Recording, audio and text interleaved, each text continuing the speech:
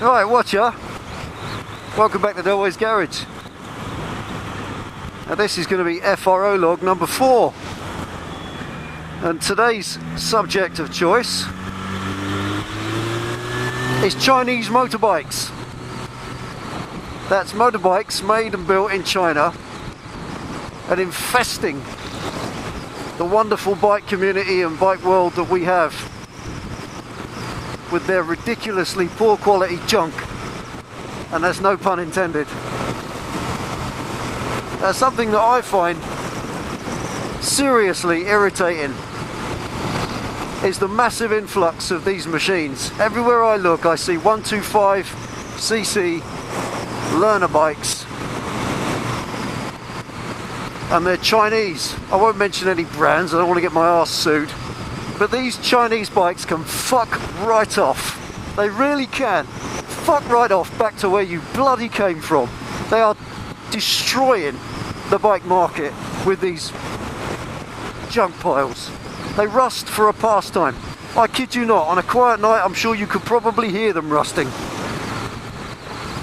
See, I'll tell you from the beginning where it starts. Back in the old days, my dad said to me when I was about 16 and I wanted my first bike, he said, don't buy some Jap crap, son, get yourself a British bike. And I said, but Dad, I don't really want one because they're shit. They fall to bits, they leak oil, they don't start, and I can't buy one unless it's a 750 anyway, and I want a 250 that goes real quick like the Yamaha RD250. And he sort of relented, and in the end he rode my RD250 when we got it, and he was blown away with how quick it was. He said it was quicker and it performed better than his old Triumph, you know, 750. And the point made there is that the Japanese industry killed the British bike industry off. It finally nailed the lid. First of all, the government in this country did its best to do that throughout the 1960s and 70s by investing nothing whatsoever in our bike industry, allowing it to just fall apart.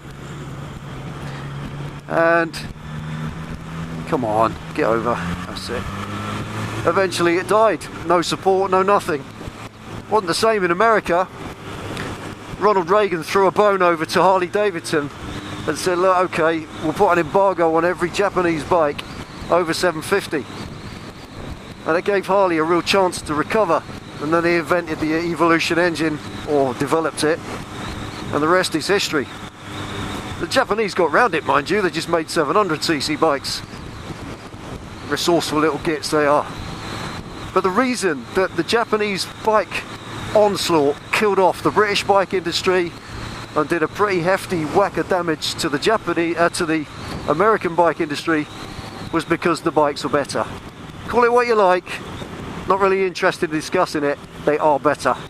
They stopped, they went round corners. Just judge for yourself. Go back to 1972. What options have you got in your British bike dealership? Triumph Bonneville, nice. Twin cylinder, wheezy asthmatic old piece of shit, does about 65 mile an hour, leaks oil after 3 months and won't start in the cold. But over at Kawasaki, you got a Z900, does 120 mile an hour, smooth, silky, 2 people in comfort, etc, etc, blah blah blah.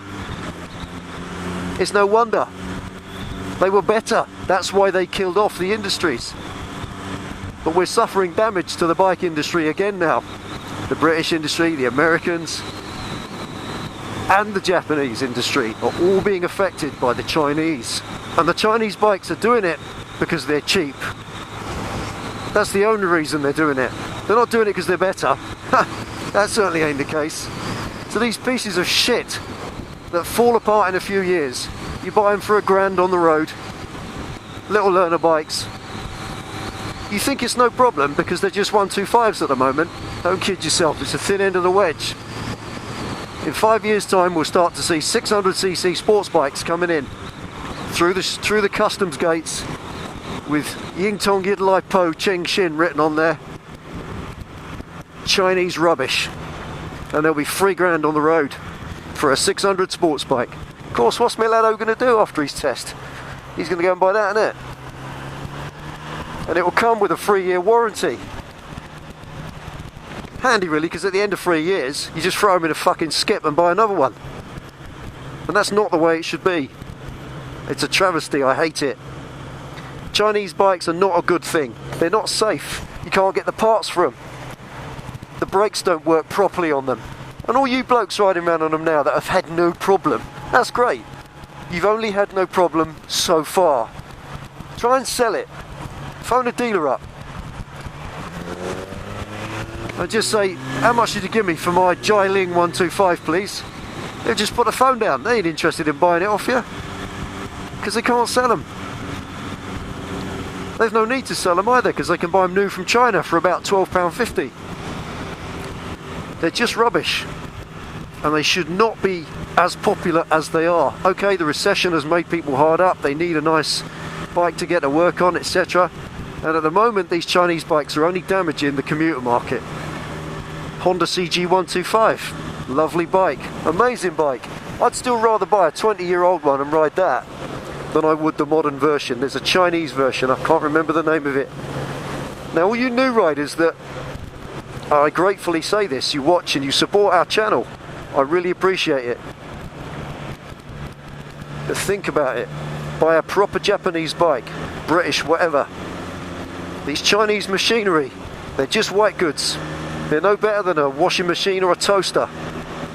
Buy something with some integrity behind it, some warranty that's going to back it up, and a second-hand market value. Because there's the other thing. They have no market value second-hand. They're 1,200 quid new and about 12 quid the next day. That's not the way it should be. So Chinese bikes, in my humble opinion, can fuck right off. Thanks for watching as ever. Ride safe, and may the force not see you.